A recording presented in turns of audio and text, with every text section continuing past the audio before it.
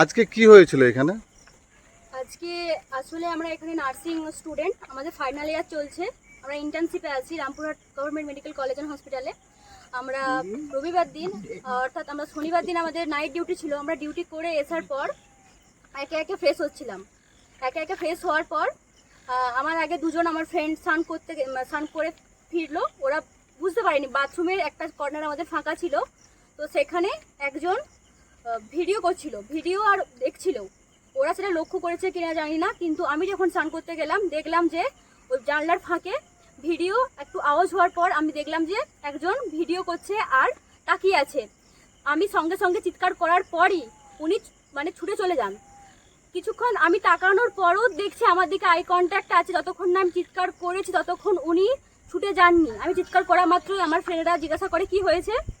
আমি বললাম একজন ভিডিও করছে আমার বাথরুম বাইরে থেকে। তো ওরা শোনা মাত্রই দুজন ছুটে তাকে ধরতে যায়।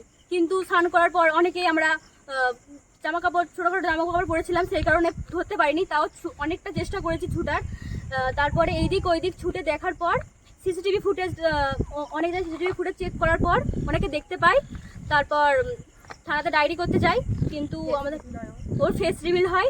ওখানে আমাদের এখানে ইনকোয়ারি করার পর দেখলাম যে সিসিটিভি ফুটেজে ওনার মুখটা স্পষ্ট হয়ে বোঝা যাচ্ছে। তো আমরা ডায়েরি করার পর আজকে ওনাকে ধরা গেছে।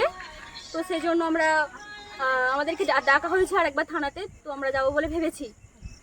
তো এটার একটা কঠিন শাস্তি হওয়া উচিত, কারণ আমরা জানি না যে কতদিন ধরে আমাদের ভিডিওটা হচ্ছে বা কিরকমভাবে ফলো করছে। কিন্তু আমরা এটাও বুঝতে পারছি না কতদিন ধরে ফলো করছে। এসার পর দেখছি তার মানে আমাদেরকে আগে থেকেও দেখছিল যে আমরা কখন এসেছি বা কখন কয়েকজনভাবে স্নান করতে যাচ্ছি, কবে ডিউটি যাচ্ছি, এরকমভাবে ফলো করেছে। এটা নিশ্চয়ই একার প্ল্যান, একার কাজে সম্ভব নয়। মনে হয় ফলো না করলে গ্যাং রিলেটেড মনে হচ্ছে আমাদের। কারণ এটা যদি এক্সপিরিয়েন্স না থাকে ওইভাবে ওই বাথরুম দিয়ে উঠে যাওয়া, পাইপে উঠে ভিডিও করা, এইগুলো একার কাজ নয়। আর আমরা এটাতে আনসেফ ফিল করছি, কিন্তু এখানের প্রতিবেশীরা অনেকটাই কোঅপারেটিভ।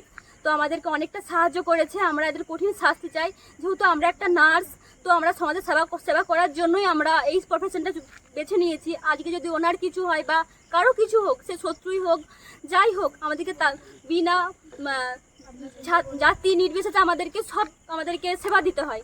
তো আমরা এটা ডিজার্ভ করি না। আমরা এটার কঠিন শাস্তি চাই। আমরা চাই যে আমাদের আমাদের সাথে এই ঘটনাটা ঘটেছে, এটার একটা শাস্তি হোক। আমরা খুব আনসিকিউর ফিল করেছি, কারণ কাল সারা রাত আমাদের একটা ফ্রেন্ডও ঘুমাতে পারেনি। সারা রাত ওই চোখটা মনে পড়েছে। আমরা সবাই অনেকে প্যানিক অ্যাটাকের মতো হয়েছে আমাদের। আমি তার সাথে হয়েছে, আমাকে সামালতে পারেনি ওরা। তো আমার বাড়ি অনেক দূর, তো বাবা মাও অনেক প্যানিক করছে। তো পড়তে এসেছিলাম, এরকম ভাবিনি কোনোদিন এরকম হবে। তো আমরা চাই যে আমাদের যেন একটা ব্যবস্থা নেওয়া হোক, একটা জাস্টিস আমরা পাই। তো আপনাদের কাছে এটাই অনুরোধ রইল আমাদের। এবং যারা ধরিয়ে দিয়েছেন তাদেরকে অসংখ্য ধন্যবাদ। আমাদের রামপুরহাট থানা আমাদেরকে অনেক সাপোর্ট করেছে, ওনারা ধরিয়ে দিয়েছেন। এবং এখানে যারা ক্লাব কমিটি ছিল তারাও ধরিয়ে দিয়েছেন, তাদেরকে অসংখ্য ধন্যবাদ সকলকে সবাইকে।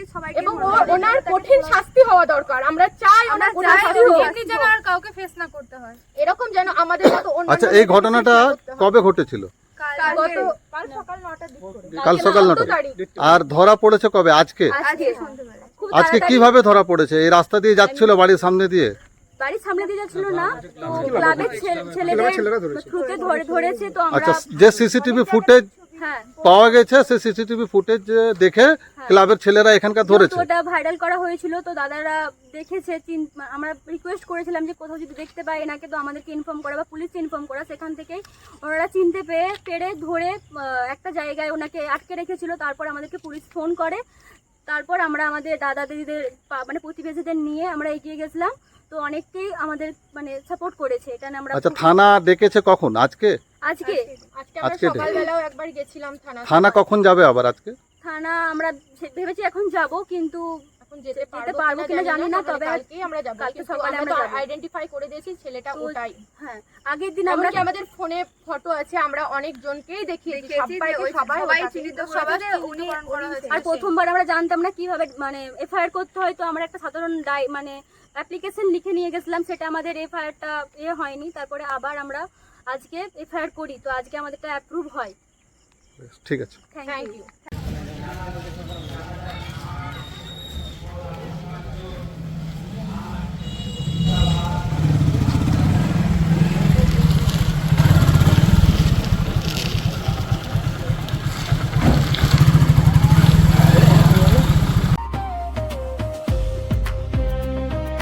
স্যামসাং স্মার্ট ক্যাফে, যেখানে পাবেন স্যামসাং এর সমস্ত লেটেস্ট মোবাইলের লাইভ এক্সপিরিয়েন্স করার সুযোগ। এছাড়াও রয়েছে স্মার্ট ওয়াচের premium collection, original accessories, latest সব স্মার্ট ট্যাব। বাজেট নিয়ে চিন্তা? একদম না, আপনার জন্য রয়েছে সহজ ইএমআই বা ফাইন্যান্সের সুবিধা। আমাদের ঠিকানা Samsung smart cafe, supermarket, Bolpur. সোনার গহনায় গল্প বলে যাওয়া ভরো জুয়েলার্স, অনুপম স্পর্শের ছোঁয়া, মায়ের স্নেহ, কন্যার সাজ, প্রতিটি রত্নে ভরো জুয়েলার্স। ভরত জুয়েলার্স, গুণমানের অঙ্গীকার, Shantiniketan road, Bolpur. Bolpur Ramakrishna medical centre, Swasthya Sathi কার্ডে সম্পূর্ণ বিনামূল্যে আধুনিক চিকিৎসা সুবিধা। হার্নিয়া, হাইড্রোসিল, পাইলস ও অর্থোপেডিক অপারেশন এখন আর চিন্তা নয়, নিশ্চিন্ত সমাধান। অভিজ্ঞ চিকিৎসক, উন্নত পরিকাঠামো, রোগীর প্রতি আন্তরিক যত্ন। সিয়ান বোলপুর, বীরভূম। সুস্থ জীবনের নতুন ভরসা।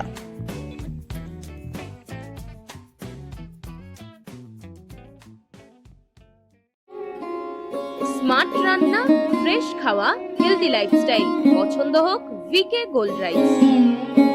পোশাক ও বিভিন্ন সামগ্রীতে দুর্দান্ত ডিসকাউন্টে কেনাকাটার সুযোগ। বর্ষা শিল্পায়ন, বোলপুর, শান্তিনিকেতন রোড, সেনকো গোল্ডের ঠিক অপোজিটে। নতুন রঙে বিশ্বাস, রঙে ভরসা, একটাই ঠিকানা। ঘর হোক বা দোকান, নতুন রঙে রূপ দিতে চাইলে আর ভাবনা নেই। বার্জার, ডুলাক্স, বিল্লা, অপাস, সব নামি ব্র্যান্ডের রং একসাথে পাবেন বোলপুর লাকি মার্কেল টাইন্সে। ঠিকানা বোলপুর রবীন্দ্রবিথি বাইপাস, জিলিপিতালা মোড়ের কাছে। রং বদলান, ঘর বদলান, লাকি মার্কেল টাইন্সের সঙ্গে। বোলপুরে শুরু হলো সবচেয়ে বড় লোন কাম এক্সচেঞ্জ মেলা, ন্যাশনাল এন্টারপ্রাইজ। এবার কোনো ডাউন পেমেন্ট নয়, পুরনো ভাঙা বা ডেড ফোন এক্সচেঞ্জ করলেই নিয়ে যান নতুন স্মার্টফোন সহজ ইএমআইতে। 20 মে, নিকেতন রোড, বোলপুর হাই স্কুলের কাছে। কল করুন 700-150-6018 এই নম্বরে।